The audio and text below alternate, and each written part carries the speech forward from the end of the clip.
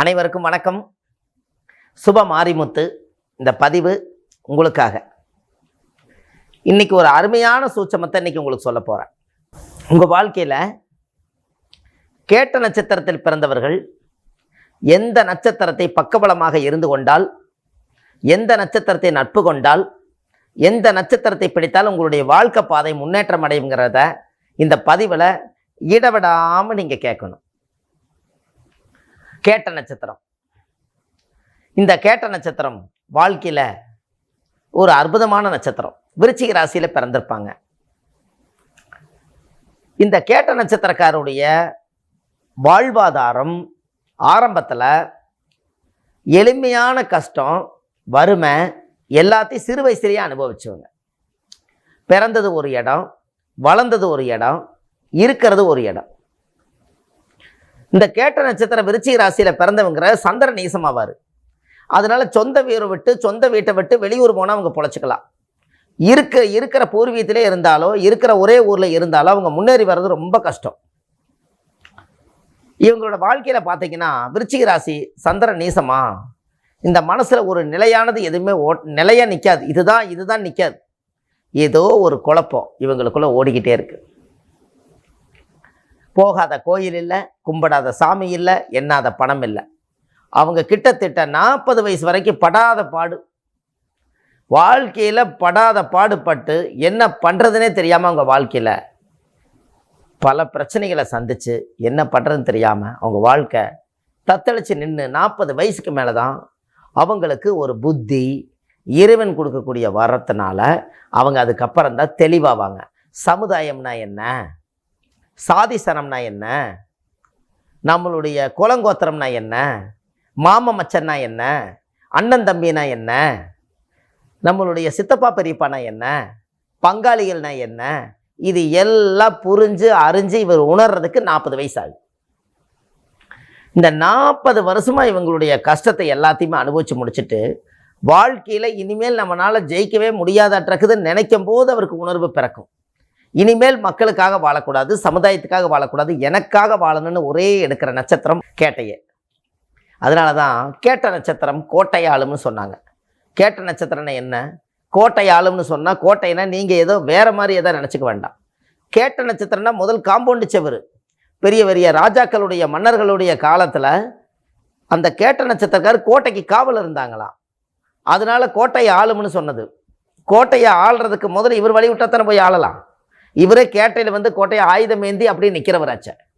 அதனால தான் கேட்ட நட்சத்திரம் கோட்டை ஆளுன்னு சொன்னாங்க. கோட்டைக்கே முதல்ல இவங்க அனுமதி இல்லைன்னா உள்ளே போக முடியாது.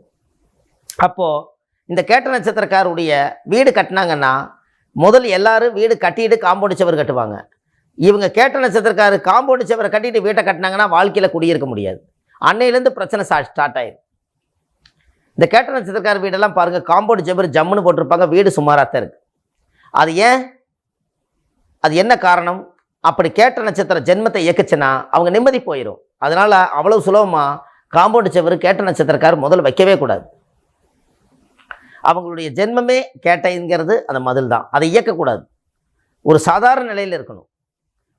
அப்போது அவங்களோட வாழ்க்கையில் எவ்வளோ கஷ்டப்பட்டிருப்பாங்க. இவங்களுடைய குடும்பத்தில் எல்லாத்தையுமே உணர்ந்து தேடி இவங்க ஒரு வழியாக 40 வயசுக்கு மேலே தான் அவங்க வாழ்க்கை கொஞ்சம் சிறப்படையும். அதுக்கப்புறம் தான் திருமணத்துக்கு அப்புறம் அவங்களுக்கு ஒரு நல்ல வாழ்வாதாரம் கிடைக்கும். ஏன்னா இவங்களால முயற்சி பண்ணி ஜெயிக்க முடியாது. திருமண மனைவி வந்ததுக்கப்புறம் ஒரு மாற்றம், அதுக்கப்புறம் குழந்தைகள் பிறந்ததுக்கப்புறம் அதை விட ஒரு மாற்றம், அதுக்கப்புறம் தான் வீடு சொத்து அசையாத நிலங்கள் அமையும். இது எல்லாம் பாருங்கள், கேட்ட நட்சத்திரக்காரை கூப்பிட்டு கேளுங்க, இந்த மாதிரி எல்லாம் வாழ்க்கையில் தாண்டி வந்தீங்களான்னு கேளுங்க. ஆமாங்க அப்படிமா. அப்போ கேட்ட நட்சத்திரக்கார் வந்து எந்த நட்சத்திரக்காரு கூட நட்பு வச்சுக்கிட்டா முதல்ல இவங்க வாழ்க்கை சுபிச்சமாக இருக்கும். கேட்ட நட்சத்திரக்கார் வந்து அதாவது எல்லா நட்சத்திரங்களையுமே நம்ம செக் பண்ணியிருக்கிறோம், எதில் எந்த விதமான தப்பும் கிடையாது. ஆனால் இந்த ஒரு நட்சத்திரக்கார் மட்டும் எந்த விஷயமா இருந்தாலும் உடனே கேட்டுருவாங்க. அதனால தான் கேட்டை என்று பேர். படக்குன்னு உடச்சி கேட்கக்கூடியது ஒன்றே ஒன்று கேட்டை. அதனால தான் நீ கேட்டையா அப்படின்னு கேட்டாங்க. அப்போது கேட்ட நட்சத்திரக்காரு எந்த ஒரு காரியத்திலையுமே ஒரு தெளிவில்லாமல் போயிட்டா அந்த பிரச்சனை வேற மாதிரி ஆகிப்போயிடும். அவங்க ஆடாத கூத்து ஆடினாலும் காரியத்தின் மீது கண்ணோட்டம் இருந்தால் தான் வாழ்க்கையில் ஜெயிக்க முடியும். இல்லைன்னா போராட்டமே உங்கள் வாழ்க்கைன்னு ஆகி போயிடும்.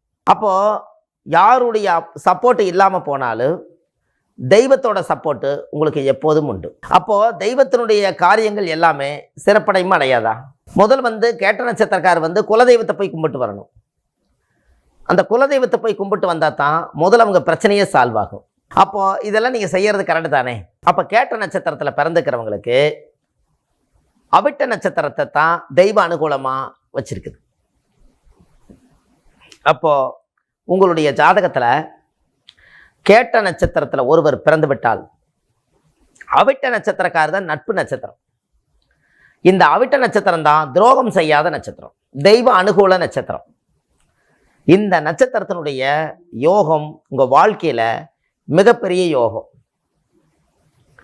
அப்போ அந்த வாழ்க்கையில் நீங்கள் ஒரு சரியான அமைப்பை நீங்கள் தேடி கண்டுபிடிக்கணும்.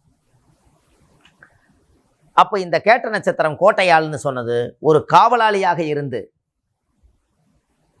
எத்தனையோ உள்ளுக்குள்ளக்கூடிய வைடூரியம் முத்தும் பவளம் ராஜாவுடைய அரண்மனையில் இருக்கிறத அத்தனையும் காத்து நம்பிக்கையாக நின்னது கேட்ட நட்சத்திரமே. அதனால தான் கேட்டை கோட்டையாளும்னு சொன்னாங்க. கோட்டைக்கு முன்னாடி காவலாக நின்று ஒரு காவல் தெய்வமாக நின்றுருக்காங்க. அதுக்கு தான் அவிட்ட நட்சத்திரம் அந்த ஜாதகத்துக்கு ஒரு பெரிய சிறப்பு.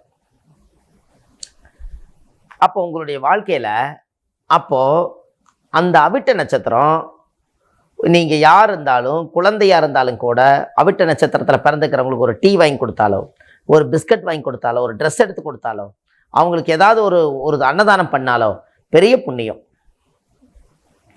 இதெல்லாம் உங்களுடைய வாழ்க்கையில் நீங்கள் தெரிஞ்சுக்க வேண்டிய விஷயம். இந்த நட்சத்திரக்காரை பிடிச்சா இந்த நட்சத்திரம் வேலை செய்யுங்கிறது உங்களுக்கு தெரிஞ்சிட்டா இதை விட உங்களுக்கு என்ன வேணும்? பிரமாதமான வாழ்வாதாரம். எந்த காரியத்துக்கு இருந்தாலும் அவரை கூட்டிகிட்டு போயிட்டு வாங்க.